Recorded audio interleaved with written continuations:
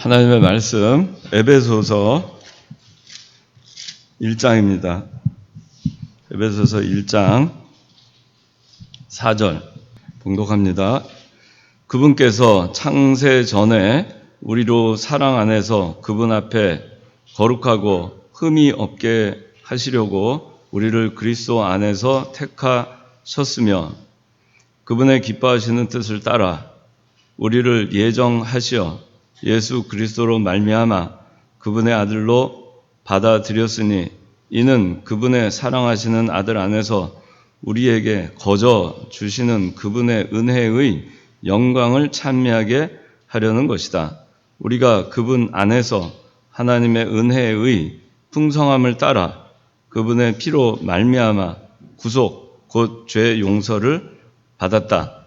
에베소서 2장 8절 너희가 믿음으로 말미암아 은혜로 구원을 받았으니 이것은 너희에게서 나온 것이 아니라 하나님의 선물이다.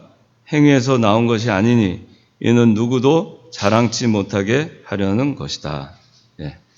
오늘은 칼빈주의의 핵심을 공부하겠습니다.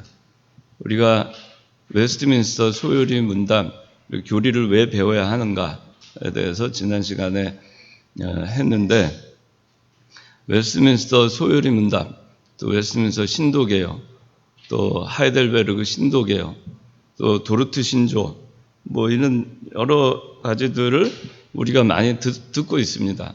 그 다음에 웨스트민스터 대요리 문답, 웨스트민스터 소요리 문답, 이 모든 것이 종교개혁 이후에 하나님의 주권을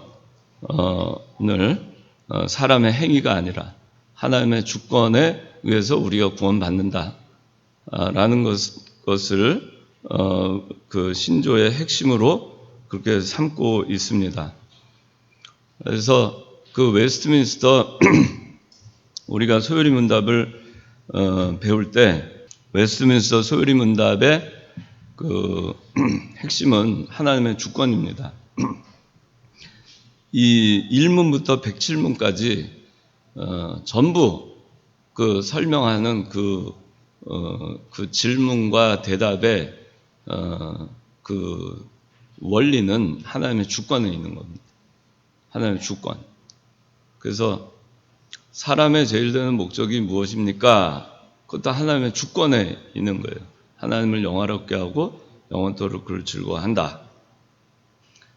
하나님의 주권에 있다 하는 것을 우리가 명심을 하고 이 웨스트민스터 소요리 문답 공부를 하게 됩니다. 그래서 1문부터 우리가 공부를 다시 들어가기 전에 교리를 왜 배워야 하는가, 그 다음에 우리가 칼빈주의가 무엇인가 하는 것을 공부를 하고 들어가고자 하는 겁니다. 특히 여러분들은 나중에 이 가운데에서 목사님도 나올 수 있고 또 장로님도 나올 수 있고 또 서리 집사지만 이미 집사님이 되신 분들도 계신데 이제 여기서 이제 신앙생활 하면 다들 집사님들이 되실 겁니다. 근데 지난 시간에 배웠지만은 안수 집사 또 장로 목사가 될 때 반드시 그 서약을 하는 그 서약, 헌법에 나와 있는 그 서약에는 웨스트민스터 신도 개요, 그 다음에 웨스트민스터 대소요리 문답에 대해서 묻고 있습니다. 이것이 우리 장로교의 뿌리, 근간이 된다고 하는 것에 대해서 그것을 그대로 인정합니까? 라고 물어봅니다. 거기에 대해서 네라고 다 대답을 하는 겁니다. 그런데 그게 뭔지를 모릅니다. 그러면은 안 되겠죠. 그래서 우리가 교리를 배우는 거고, 그 다음에 이 장로교의 핵심은 칼빈주의고 우리는 장로교입니다. 그리고 그 칼빈주의의 핵심은 하나님의 주권입니다. 주권이라고 하는 말이 무엇인가? 김영국 집사한테 주권이 있어요? 없어요? 주권이 없어요? 국민으로서의 주권 이런 거. 자, 주권. 그러면 우리가 이제 주권이라는 말에 대해서 여러 경우에 사용하는데 여기서 지금 하나님의 주권 할 때는 하나님의 독립적인 권한을 얘기하는데 이 주권이라고 하는 거는 뭐냐 하면은 우리가 보통 이걸 하나님의 뜻이라는 거하고 혼용해서 씁니다. 하나님의 뜻대로 됩니다. 하나님의 주권대로 됩니다. 그거 다 맞는 말이에요. 하나님께서 뜻을 세우셨으면은 그 하나님께서 뜻을 세운 것을 하나님은 반드시 성취할 수 있죠. 그죠? 반드시 성취하시는 분이에요. 하나님은. 그렇죠? 그런데 우리가 뜻을 세웠을 때 그거를 반드시 우리는 성취할 수 있어요? 우리는 제한이 많죠. 나는 나중에 거부가 되겠다. 나는 좋은 직장에 들어가고 싶다. 나는 신앙이 좋은 여성과 결혼하고 싶다. 또 믿음이 좋은 그런 남성과 결혼하고 싶다. 또 나는 무슨 일을 하고 싶다. 나는 무엇이 되고 싶다라고 어렸을 때 뜻을 품습니다. 그렇지만 그 뜻대로 되지 않아요. 왜? 우리는 유한하니까. 우리는 뜻은 세울 수 있지만 수많은 환경의 제약과 내 육신적인 제약과 내 능력의 제약을 받습니다. 그런데 그렇기 때문에 우리는 주권이 있다고 얘기하지 않아요. 우리는 뜻은 세울 수 있지만 주권은 없어요. 이 주권이라고 하는 건 뭐냐면 자기가 뜻을 세웠을 때 그 뜻을 성취함에 있어서 어떠한 장애나 제약을 받지 않고 이룰 수 있는 힘, 그것이 주권이에요. 하나님만이 그것이 가능해요. 그래서 하나님의 주권대로 된다라고 합니다. 주권대로 될 수밖에 없어요. 하나님의 뜻대로 될 수밖에 없어요. 하나님께서 한번 뜻을 정하시면 하나님은 그 뜻을, 약속을 변개치 아니하시는 분이고 전능하신 분이시기 때문에 하나님은 그 약속, 하나님의 뜻을 반드시 성취하실 수 있는 겁니다. 성취하실 수 있는 전능하신 능력을 가지신 분은 하나님뿐이에요. 그래서 하나님의 주권이라고 얘기하는 겁니다. 우리는 주권이 없습니다. 하나님만이 주권이 있는 겁니다. 그래서 우리가 하나님의 뜻대로 된다라고 하는 것은 하나님께서 뜻을 세우시면 그 뜻은 반드시 이루어진다라는 거예요. 반드시 이루어지도록 할 수 있는 능력, 그것이 주권이에요. 그러니까 하나님의 능력대로 된다. 하나님의 주권대로 된다. 우리 그렇게 얘기합니다. 칼빈주의는 이 하나님께서 하시고자 하시는 대로, 하나님의 뜻대로 된다. 하나님은 제약받지 않으시고, 제한받지 않으시고, 방해받지 않으시고, 하나님께서 뜻을 세우신 대로 반드시 이루신다. 그럴 능력이 있으시다. 그걸 인정하는 게 칼빈주의입니다. 칼빈주의. 인간이 아무리 몸부림을 쳐도 소용이 없어요. 하나님의 주권대로 되는 겁니다. 내 생사 화복, 내가 살고 죽고 화가 있고 복을 받는 것이 내가 몸부림을 친다고 해서 복을 받거나 내가 몸부림을 친다고 해서 화에서 벗어나거나 내가 몸부림을 친다고 해서 죽음을 뒤로 미루거나 그럴 수가 없습니다. 내 주권대로 되지 않기 때문에 내 뜻대로 하고 싶지만 내 뜻대로 되게끔 할 수 있는 주권이 나에게는 없어요. 그 능력이 나에게는 없어요. 그 능력이 누구에게 있느냐? 하나님께 있는 겁니다. 내 생사 화복을 결정할 수 있는, 언제 죽을지, 내 화가 언제 임할지, 내 복이 언제 임할지, 그것을 내 뜻과 달리 하나님의 뜻대로 그걸 이루어내실 수 있는 능력을 가지신 분은 내가 아니고 하나님뿐이라는 거예요. 그래서 하나님의 주권에 의해서 내 삶은 진행되는 것입니다. 이루어지는 것입니다. 내가 할 수 있는 것이 없다는 얘기예요. 내 뜻대로 되지 않는다는 겁니다. 하나님의 뜻대로만 된다는 겁니다. 그래서 내 주여 뜻대로 하시옵소서 라고밖에 우리가 할 수가 없어요. 하나님 내 뜻대로 되기를 원합니다 하나님 이 잔이 내게서 멀어지기를 원합니다. 그러나 나의 원대로 마옵시고 아버지의 원대로 하시옵소서. 그것이 바른 기도죠. 그럴 수밖에 없는 겁니다. 하나님의 원대로 어차피 되는 것입니다. 내 원대로 되는 것이 아닙니다. 그러면 하나님의 뜻은 무엇이냐? 하나님의 뜻은 무엇이냐? 사람이 제일 되는 목적, 하나님을 영화롭게 하고 영원토록 즐거워하는 삶을 살게 하는 게 하나님의 뜻이에요. 거기에 순응하면서 살면은 그러면 내가 복을 받는 것입니다. 그렇게 되는 거예요. 하나님의 주권에 맡기고 하나님께서 원하시는 삶을 내가 살면 그러면 복된 삶을 살게 되는 것입니다.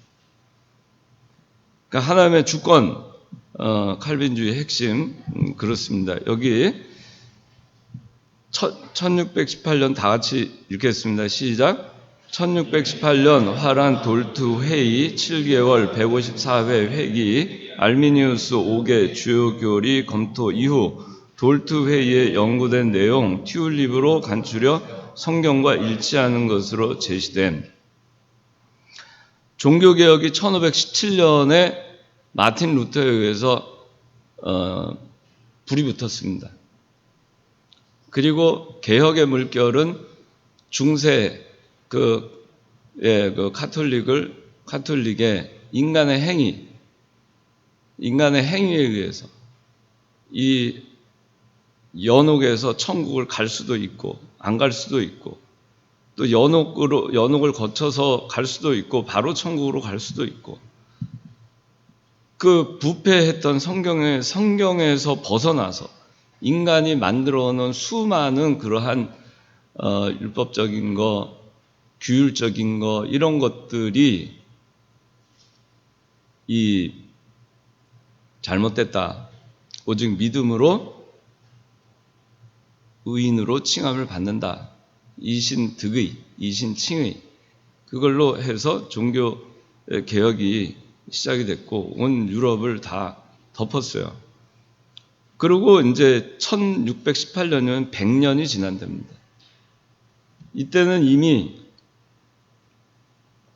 이 네덜란드, 화란 네덜란드도 이미 이 칼빈주의, 이 하나님의 주권에 의한 그 종교개혁의 그 신앙이 그대로 네덜란드에도 그대로 전수가 돼서 국가 전체적으로 이 개혁주의 신앙으로 이렇게 나가고 있을 때였습니다. 그런데 그때 그 칼빈은 16세기에 태어났다 16세기에 소천했어요. 제 연도는 잘 기억이 안 나지만 하여튼간 1560년경 그때 세상을 소천했습니다. 알미니우스라고 하는 사람은 그 이후 사람입니다. 칼빈 이후에 하고 1600년대 초에 소천을 했습니다. 그런데 이 알미니우스는 칼빈주의의 그 사상에 대해서 의문을 갖고 있었어요. 어떤 의문이냐? 예정에 대한 거에 대해서 상당한 의문이 있었어요. 그 예정에 대한 의문을 갖게 된 그 핵심이 뭐냐면 인간의 자유의지가 있느냐 없느냐에 대한 거였습니다. 하나님의 주권에만 달려있느냐 아니면 인간의 자유의지가 개입하느냐에 대한 거였어요. 그래서 알미니우스는 뭐 역사적으로 보면 쭉 약간 이단적인 시비가 있었던 그런데 영향을 좀 받았어요. 그런 영향도 받았어요. 그러니까 뭐 우리가 잘 배워야 됩니다. 그러니까 이 알미니우스도 정통 칼빈주의 신학을 공부한 사람이에요. 제대로 공부를 했어요. 굉장히 똑똑한 사람이었고 아주 유능한 설교가였고 거기서 굉장히 명망이 있는 교수였습니다. 설교가요. 그러니까 뭐 그 이름만 대면 다 알 수 있는 그런 사람이었지만은 그러나 그 영향을 그 칼빈주의뿐만이 아니고 다른 데에 영향을 받았어요. 어거스틴으로부터 영향을 받아야 되는데 에라스무스라고 하는 그 인본주의적인 그런 데에 영향을 받고, 그 다음에 과거에 그 초대교회 이후에 펠라기우스라고 하는 이단 사상에 대한 인본주의적인 신앙에 거기에 영향을 받았고, 공부를 너무 많이 한 거죠.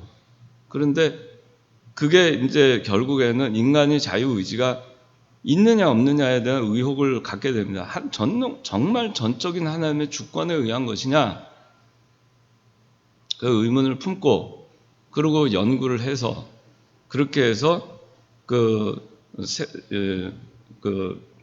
책도 써내고 그렇게 하게 됩니다. 그리고 알미니우스가 세상을 떠난 다음에 그 제자들이 이 알미니우스 5대 교리를, 이 화란의 네덜란드 5대 교리를 이 국가 의회에다가 제출을 합니다. 왜냐하면은 네덜란드의 그 국가의 그 종교 국가의 종교 자체가 개혁주의, 칼빈주의로 딱 정해져 있었기 때문에 이거는 조금 수정을 해야 된다 해서 그래서 이 알미니우스의 제자들이 5개에 대해서 이 교리를 만들어 가지고 그렇게 해서 네덜란드 의회에 제출을 하고 그걸 검토를 해달라.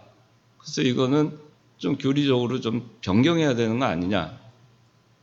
칼빈주의를 완전히 그러니까 부정한 것은 아니지만은 그렇게 한 겁니다. 거기에 핵심이 자유의지예요. 프리윌, 인간의 자유의지. 인간에게 자유의지가 있지 않느냐. 하나님의 주권 있다. 그러나 인간의 자유의지가 있다. 그렇게 주장한 겁니다. 그래서 검토를 해달라 해서 이제 검토를 하게 된 게 1618년 화란 돌트 회의. 이 돌트 회의에서 돌트 신도 개요서도 이 돌트 회의 때 나오는 겁니다. 7개월 동안 154회 회기를 거쳐서 알미니우스 5개 주요 교리를 검토를 하게 됩니다. 그리고는 이거는 전부 잘못됐다. 그렇게 결론을 맺고 이거에 반대해서 이거를 잘못된 거를 반박하기 위해서 튤립으로 간추려서 이렇게 칼빈 5대 교리로 정립이 된 겁니다. 그러니까 칼빈이 5대 교리를 처음부터 만든 건 아니에요. 칼빈이 죽고 알미니우스가 죽고 그리고 알미니우스의 제자들이 5대 교리, 알미니우스 5대 교리를 가지고 이렇게 주장을 했다가 그걸 검토를 해서 그거 틀렸다라고 해서 칼빈 5대 교리가 만들어진 거고 그 튤립이라고 하는 영어의 앞자를 따서 정리가 된 겁니다. 자, 여기 오늘 에베소서 우리가 1장, 자 이걸 한번 주의 깊게 4절, 그분께서 하나님이죠. 창세 전에 우리로 사랑 안에서 그분 앞에 거룩하고 흠이 없게 하시려고 우리를 그리스도 안에서 택하였으며, 언제 택했다고 나와 있죠? 창세 전에. 근데 알미니우스는 이 말씀을 그대로 받아들이지 않습니다. 알미니우스는 창세 전이 아니고 인간의 타락 이후에 하나님이 택하셨다라고 얘기합니다. 그 전에 인간을 만들기 이전에 창세 전에 하나님이 택한 것이 아니라 인간을 만들고 인간이 에덴에서 타락한 이후 하나님이 택자 불택자를 택한 것이다 라고 얘기하는데, 이 성경에는 뭐라고 나와 있습니까? 언제 택했다고요? 언제? 자신이 없어요? 언제 택했어요? 네, 이걸 믿으세요? 네, 성경에 나와 있으니까 믿어야죠. 5절, 그분의 기뻐하시는 뜻을 따라 우리를 예정하시어 그랬어요. 예수 그리스도로 말미암아 그분의 아들로 받아들였으니 그랬어요. 그분의 기뻐하시는 뜻을 따라서 예정하셨죠. 그죠? 우리의 조건을 보고 예정하셨어요? 아니죠. 그분의 기뻐하시는 뜻에 의해서 택자와 불택자가 정해진 겁니다. 택자, 불택자는. 하나님의 기뻐하시는 독자적인 하나님의 결정이에요. 하나님의 사랑의 대상자를 독자적으로 결정하신 거예요. 창세 전에 기쁘신 뜻대로 우리를 예정하신 겁니다. 그런데 알미니우스는 그게 아니라 우리를 예정하시는데 그분의 기뻐하시는 뜻을 따라서 예정하신 게 아니라 나중에 전능하신 하나님이 딱 보니까 타락한 이후에 쫙 세월이 지나서 오늘날 김일국 집사가 하나님을 어느 날 믿게 될 것을 전능하신 하나님이니까 미리 아신 거예요. 그렇구나. 1900년, 1900 몇십 년 5월 5일 김일국이 친구 따라서 창관교회를 나와가지고 어느 날 믿음이 생겼다. 그렇게 아시고서는 전능하신 하나님이니까. 그러니까 얘는 택자 이렇게 결정하시는 거예요. 그렇다라고 알미니우스는 얘기합니다. 왜? 인간에게 자유의지가 있어요. 있다고 보니까 그런 거예요. 그러니까 하나님이 기뻐하시는 뜻을 따라 우리를 예정하셨다라는 게 아니라 하나님이 아무리 기뻐하셨어도 그 사람이 김일국 집사가 1900 몇십 년에 믿지 않으면 하나님이 아무리 기뻐하시는 뜻을 따라서 하고 싶어도 예정이 안 되는 거예요. 믿을 수가 없는 거예요. 그래서 인간에게 자유의지가 있으니까 하나님이 마음대로 예정할 수가 없는 거예요. 그 사람이 믿을지 안 믿을지를 딱 보니까 저 사람 믿는구나, 저 사람 믿지 않는구나. 그래서 미리 아시고 그리고 예정하셨다는 거예요. 그러니까 하나님의 전능하시고 전지하심을 일부는 인정하지만 전능하심을 인정하지 못하는 거죠. 하나님께서 원하시는 대로 못하는 거예요. 제한을 받는 거죠. 내 뜻에 의해서, 김일국 집사의 뜻에 의해서. 그런데 성경은 그분의 기뻐하시는 뜻을 따라 예정하셨다 이렇게 나옵니다. 그리고 6절에 그분의 사랑하시는 아들 안에서 우리에게 거저 주시는 그분의 은혜의 영광이라 해서 거저 주시는 거예요. 공짜로. 우리의 어떤 행위, 우리가 믿겠다라고 받아들이고 안 하고 그런 거에 상관이 없어요.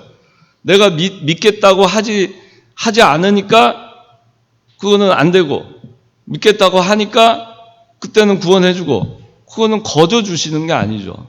그 사람의 판단과 그 사람의 결정에 따라서 내가 줄 거냐 말 거냐를 정하는 거예요. 그러니까 거저 주시는 게 아니에요. 그 다음에 2장 8절 너희가 믿음으로 말미암아 은혜로 구원을 받았다. 이것은 너희에게서 나온 것이 아니라 하나님의 선물이다 그랬어요. 믿음이 하나님의 선물이라 그랬어요. 은혜도 하나님의 선물이고. 그럼 믿음은 하나님의 은혜고 하나님의 선물이에요. 믿을 거냐 말 거냐가 하나님의 선물인데 그게 아니라 내가 결정한다라고 하면 하나님의 선물이 될 수가 없죠. 그럼 이 성경이 맞지 않잖아요. 그 다음에 9절 행위에서 나온 것이 아니니 이는 누구도 자랑치 못하게 하려는 것이다. 믿음이 행위에서 나온 게 아니다 이거예요. 구원이 행위에서 나온 것이 아니다 그런 얘기예요. 만약에 믿음으로써 구원을 받게 되는데 내 행위에 의해서 구원을 받게 된다면 내가 잘못하면은 내 의지에 의해서 내 판단에 의해서 구원을 받을 수도 있고 못 받을 수도 있고 한 거예요. 내 행위에 의해서 구원을 받을 수도 있고 못 받을 수도 있고 한 거예요. 그런데 분명히 성경에는 행위에서 나온 것이 아니니 이는 누구도 자랑치 못하게 하려는 것이다. 그래서 내가 잘나서 구원받은 게 아니다. 아무도 자랑하지 마라 이거야. 오직 하나님의 은혜로만이 구원받은 것이다. 하나님의 기쁘신 뜻에 의해서, 하나님의 주권에 의해서 그렇게 해서 구원받은 것이니 아무도 자랑하지 마라. 자기 구원에 대해서. 그 얘기를 성경은 분명하게 사도 바울이 얘기하고 있는 것입니다. 그래서 이 칼빈주의 5대 교리의 앞자를 따서 튤립이라고 했어요. T-U-L-I-P예요. T는 자 1번 토탈 디프레비티, 전적 타락, 전적 부패. 2번 U, unconditional election, 무조건적 선택. 그 다음에 L, 3번 limited atonement, limited atonement, 제한적 속죄. 그 다음에 4번 I, irresistible grace, 불가항력적 은혜, 불가항력적 은총. 5번째 P, 튤립의 P, perseverance of the saint, perseverance of the saint. 자, 그래서 5가지 튤립이 되는 겁니다. 이거를 외우셔야 돼요. 이거 다 알아야 돼요. 저는 다 외웠어요. 다 외워서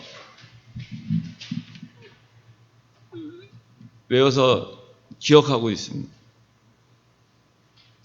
김용희 집사 다 외우죠? 한글로. 지용이 회장 다 외우죠? 유주연 다 외우죠? 해봐요, 유주연. 튤립.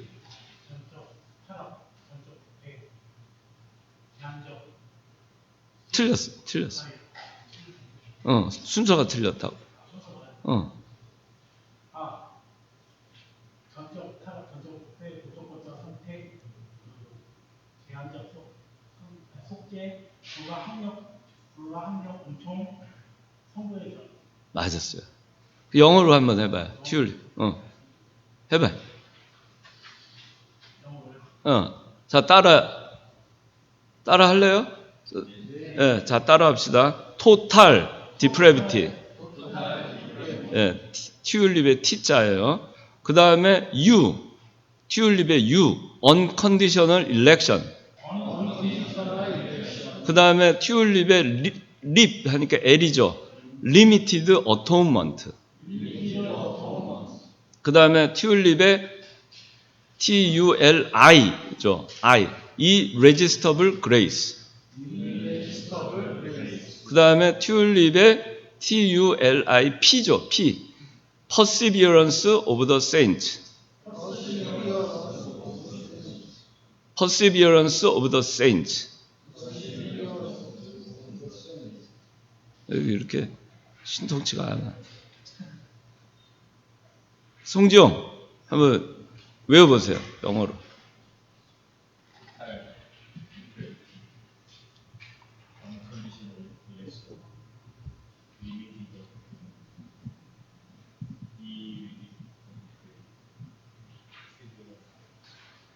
맞았어요.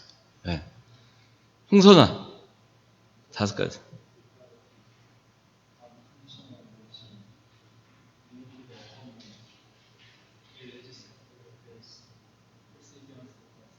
네, 잘했어요. 김재웅. 네.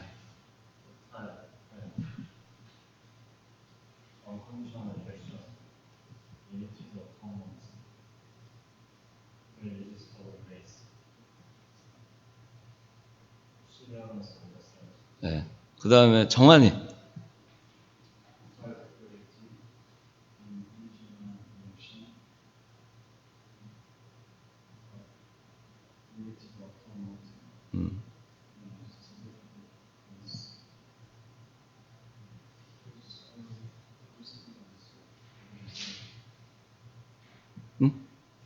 다시 마지막.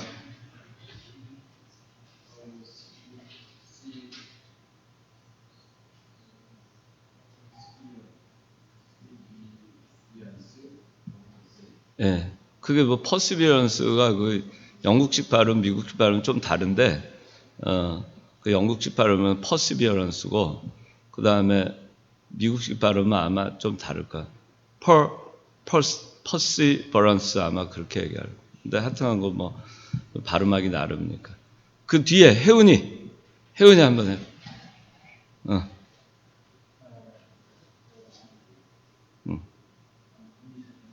예. 오케이.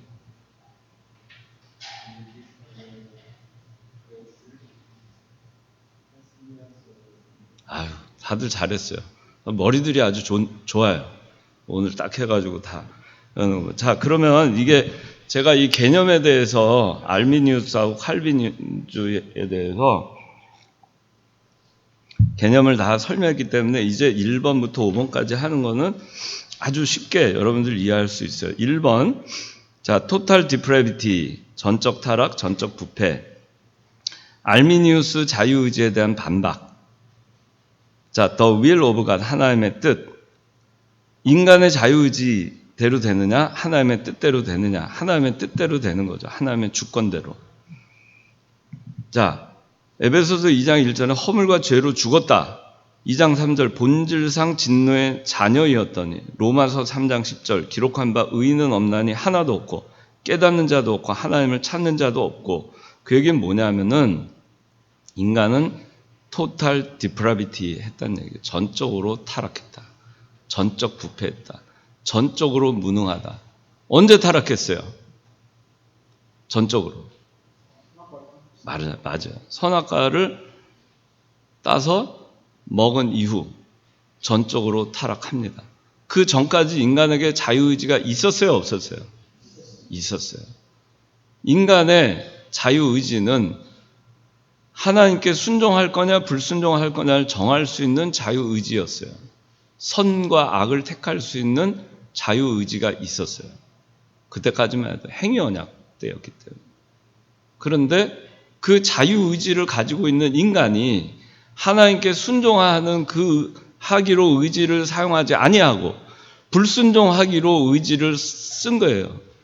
그래서 이제 인간이 선악과를 따서 먹은 직후 인간이 어떻게 됐어요? 하나님과 관계가 끊어지고 죽었죠. 영적으로.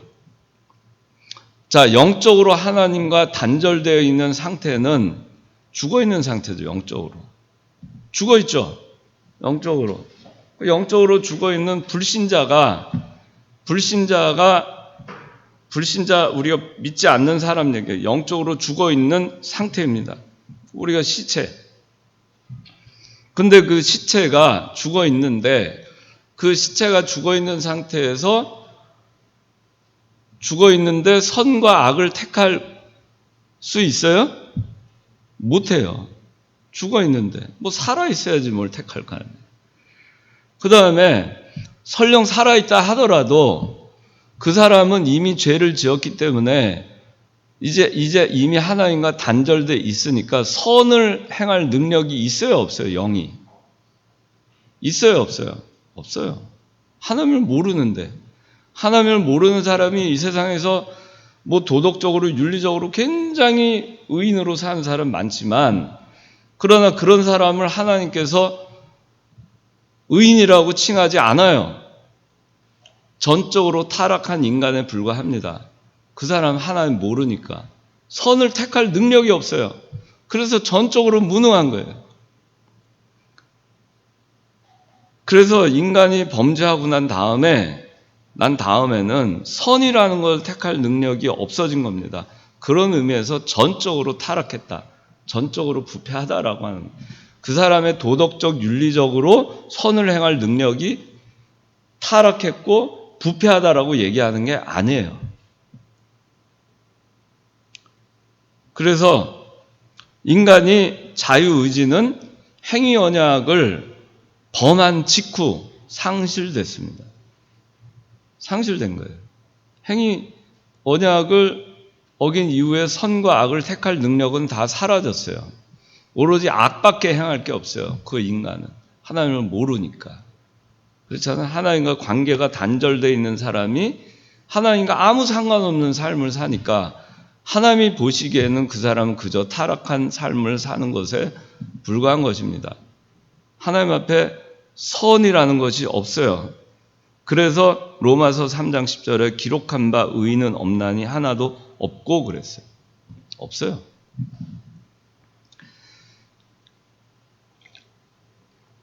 이 전적 타락이나 전적 부패는 윤리적, 도덕적 면에서 전적으로 타락, 전적으로 부패, 전적 무능, 그걸 의미하는 게 아니라는 거예요. 우리가 하나님 앞에서 선과 악을 순종할 거냐 불순종할 거냐를 택할 능력이 상실된 상태에서 하나님과 관계가 단절돼서 영혼은 죽어 있고, 그래서 죽어 있는 시체와 같기 때문에 아무런 능력이 없는 무능한 상태가 됐다는 겁니다. 죽어 있어요, 지금은 영혼이.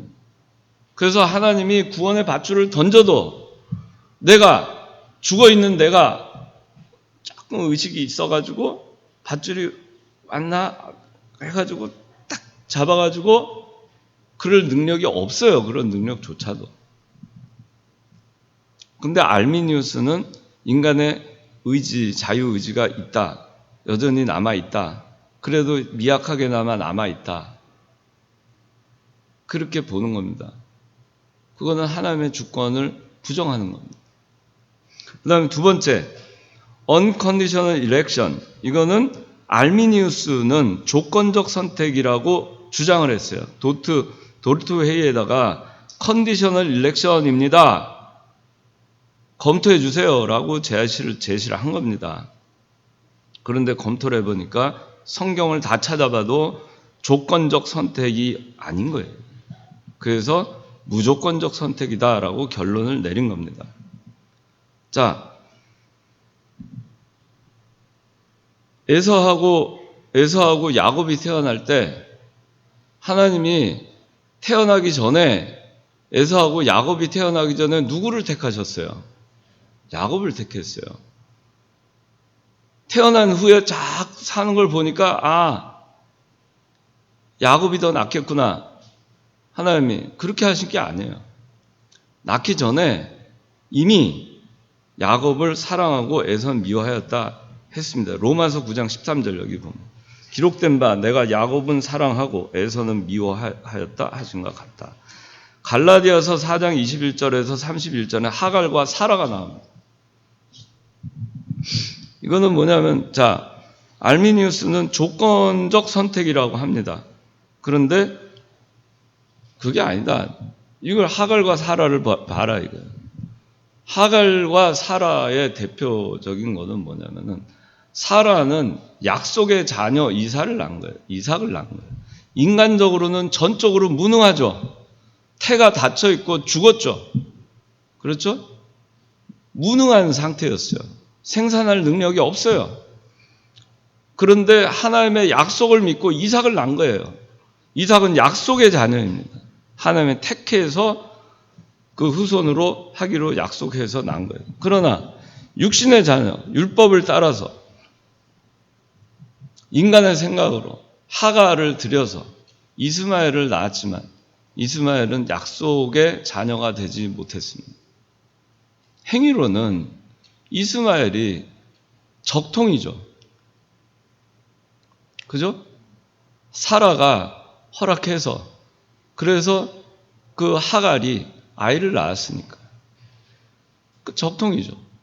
그런데 이스마엘은 내 몸에서 날짜라는, 분명히 이스마엘도 내 몸에서 날짜였잖아요. 하나님께서 내 몸에서 날짜가 네 자손이 될 거다 그랬는데 이스마엘은 네 몸에서 났지만 네 몸에서 날짜의 축에 들어가지 못한 겁니다.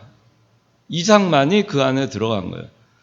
약속의 자녀, 즉 하나님의 무조건적 선택에 의한 것입니다.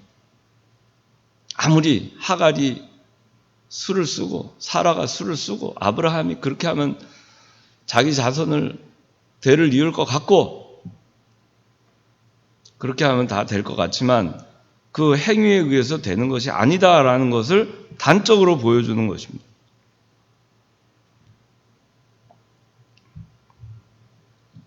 그 다음에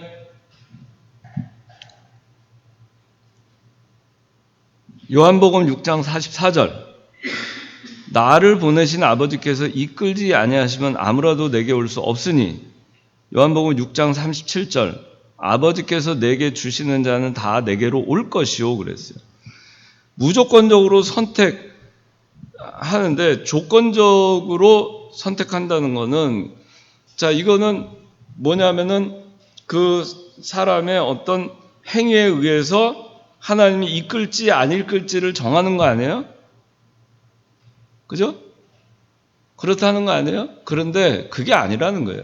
하나님께서 이끄시면은 안 따라올 자가 없는 거예요. 이끌지 아니하시면 아무도 내게 올 수 없고, 자기가 아무리 조건적으로 컨디셔널 일렉션 하고 싶어도, 조건적으로 내가 잘 행위를 잘해서 구원받고 싶어도, 선택받고 싶어도, 그래도 아무라도 올 수 없다 그랬어요.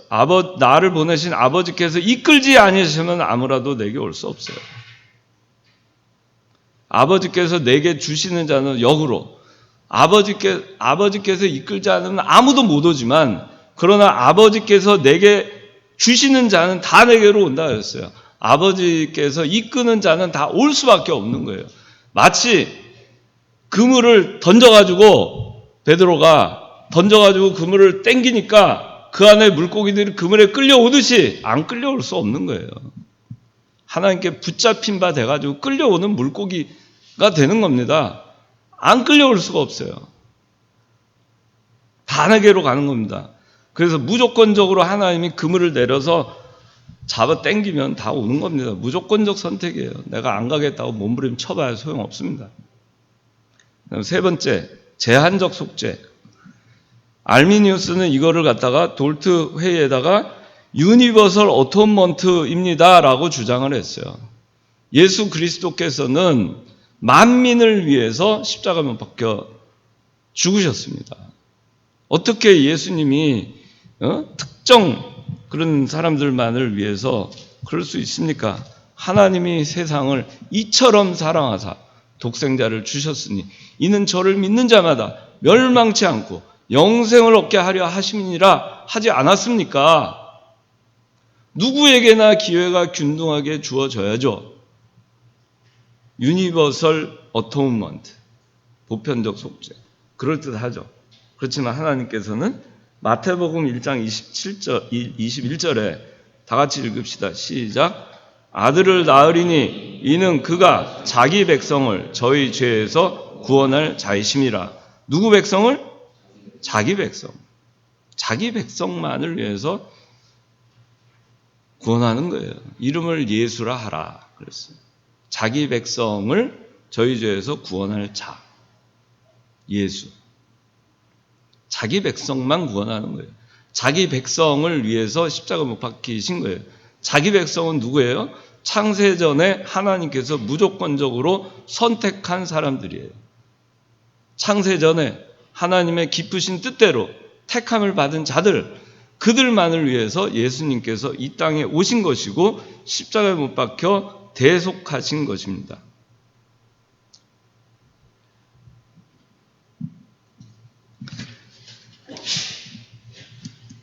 자, 그 다음에 네 번째, 이 레지스터블 그레이스, 불가항력적 은총.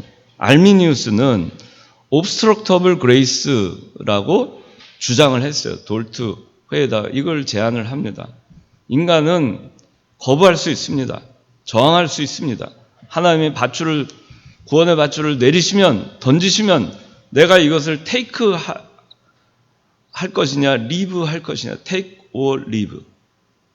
그거를 내가 결정할 수 있는 거예요. 왜? 뭐가 있으니까? 프리 윌이 있으니까. 인간에게는. 알미니우스는 이 프리 윌이라는 거를 인간이 가지고 있기 때문에 그렇게 된 거예요. obstructable grace. 하나님이 은혜를 베푸세요. 은혜. 하나님이 은혜를 베풀었는데 구원을 받지 못할 수도 있어요.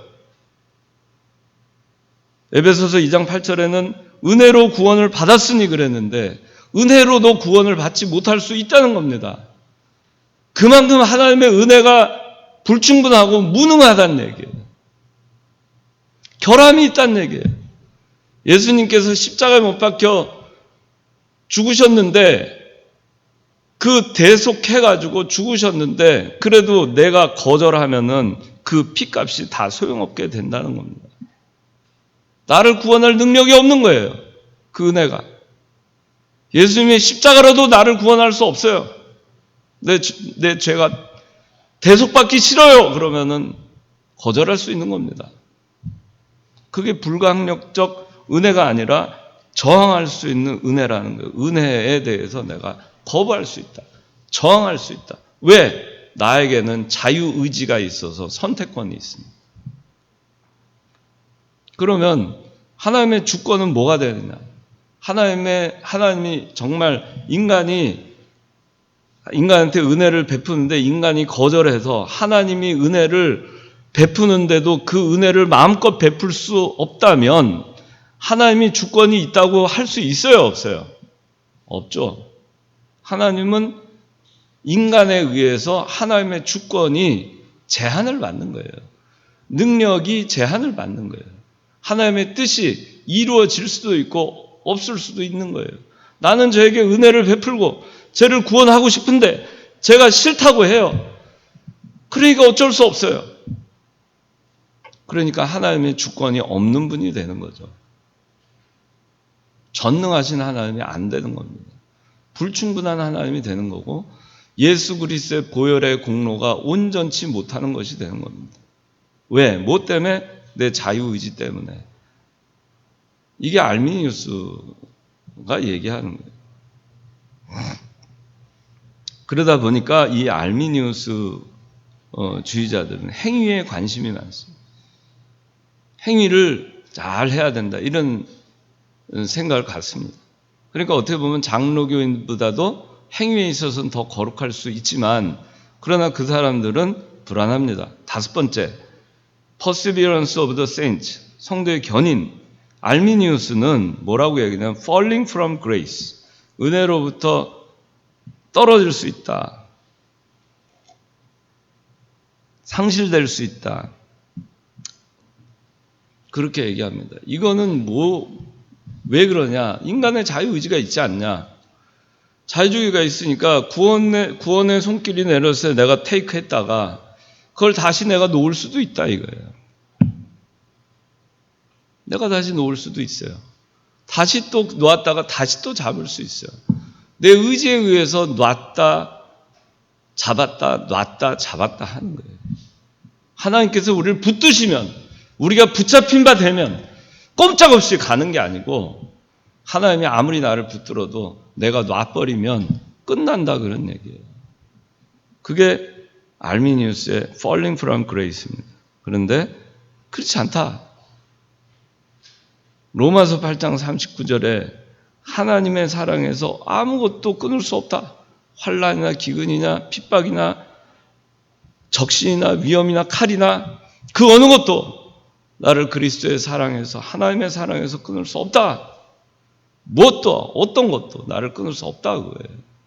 내가 죄를 지을지언정 육신의 부패성 때문에 그러나 하나님이 한 번 구원하신 것은 실패함이 없는 거예요. 반드시 나를 천국으로 인도하는 거예요. 이것이 성도의 견인입니다. 그런데 알미니우스적인 사고를 갖고 있는 사람은 내가 요새 신앙에 잠이 들었어. 신앙생활을 요새 좀 못해. 방탕하게 하고 있어. 그러고 있을 때 주님이 재림하시면 나는 지옥 가는 거예요. 또 그러고 있는데 내가 그냥 사고가 나서 죽었어요. 그럼 난 지옥 가는 거예요. 또 어디 가가지고 죄 짓고 있는데 죽었어요. 그러면 그때 어떻게 돼요? 지옥 가는 거죠. 자기가 지옥 가냐 천국 가느냐 하는 것이 그때그때 상황에 따라서 너무나 불안한 겁니다. 그러니까 전전긍긍하면서 신앙생활을 하는 거예요. 불안감과 공포감과 하나님이 그저 두려운 대상밖에 안 되는 거예요. 사랑의 하나님, 은혜의 하나님, 기쁨의 하나님, 내가 하나님의 나라에서 의와 평강과 기쁨의 세계에서 정말 행복하게 사는 그리스도께 다 맡기고 하나님의 나를 끝까지 포기하지 않으시고 붙들어 주실 거니까 그냥 안심하고 가는 그런 신앙생활이 아니고 전전긍긍하면서 사는 거예요. 그래서 이 칼빈주의와 알미니우스도 천당 갑니다. 알미니우스 신앙을 가진 사람들. 왜? 예수 그리스도를 믿으니까. 그렇지만 그 사람들이 이 세상에서 신앙생활할 때 무슨 기쁨이 있겠어요? 예전에 중세 때 카톨릭 그 중세 수도사들이 채찍의 방 들어가가지고 하루에 그 채찍의 방 가서 자기를 채찍질을 하는 거예요. 채찍질을 하는. 40에 가면 하나 39대 채찍을 하고 피투성이가 돼가지고 나오는 거예요. 그리고 하루 내가 그리스도의 고통에 참여했다. 그러는 겁니다. 그러니 예수 믿는 것이 너무 힘들어요. 루터가 종교개혁하기 전에 그 빌라도의 계단에 그 순례하는 그 가운데 빌라도의 그 계단에 올라가는데 그 계단이 뭐 몇 개죠? 하여튼 몇 개를 올라가는데 그 계단을 올라가는데 계단에 유리 조각, 돌 조각, 뼈 조각, 돌 조각을 쫙 깔아놓습니다. 순례자들은 거기를 한 번씩 거쳐야 돼요.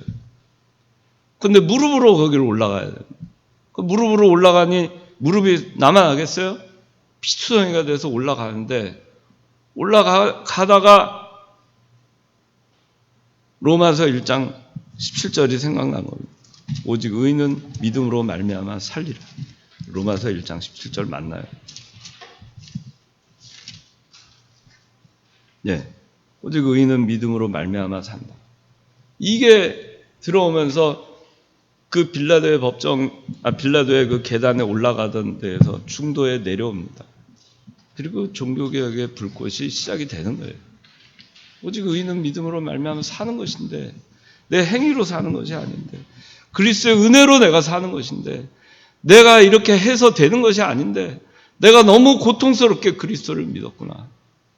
기쁨이 없이. 그렇게 된 거예요. 그래서 이 칼빈주의는 기쁨의 신앙입니다.